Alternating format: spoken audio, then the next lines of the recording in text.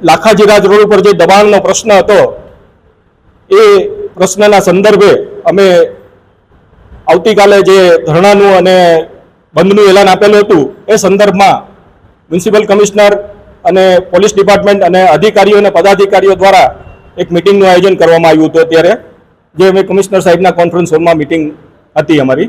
માનનીય શ્રી દર્શિતાબેન શાહ, ધારાસભ્ય શ્રી રમેશભાઈ ટીલાડા અને મેયર શ્રી અને સ્ટેન્ડિંગ કમિટીના chairman Shri, deputy mayor Shri, આ બધાની ખૂબ જ દલીલ, અમારી પણ ખૂબ જ રજૂઆતને અંતે કમિશનર સાહેબે અમને એવી ખાતરી આપી છે કે કાયમ માટે ત્યાં આગળ આજથી જ બંદોબસ્ત ગોઠવવામાં આવશે અને ફૂલ ડ્રાઈવ રહેશે. આખો દિવસ જગ્યા રોકાણ શાખાની ડ્રાઈવ રહેશે અને પાથાણાનો પ્રશ્ન કોઈ પણ સંજોગોમાં હલ કરવામાં આવશે એવી કમિશનર શ્રી દ્વારા અમને ખાતરી આપવામાં આવી છે. માનનીય શ્રી જયમીનભાઈ ઠાકરની અમને વિનંતીને માન આપીને, તંત્રની ધારાસભ્યની વિનંતીને માન આપીને આવતીકાલનું જે અમારું ધરણાનું અને બંધનું એલાન છે એ અમે સ્વેચ્છાએ પાછું ખેંચીએ છીએ, સર્વાનુમતે પાછું ખેંચીએ છીએ.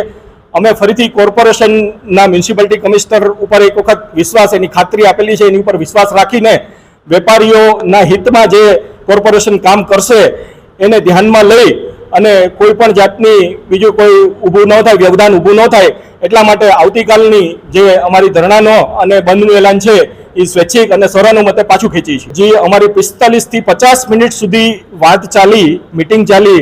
અમે વારંવાર આ બાબતે રજૂઆત કરેલી છે, પણ કમિશનર સાહેબે આ વખતે અમને ચોક્કસ ખાતરી આપેલી છે કે હવે તમારે ફરીથી આ પ્રશ્ને અમને મળવું નહીં પડે અને અમે આનું કાયમી ધોરણે સોલ્યુશન લઈ આવશું. આવતા 15 દિવસ, મહિનો દિવસમાં જો આનું પરિણામ નહીં મળે તો અમે ફરીથી અમારું આંદોલન ચાલુ રાખશું.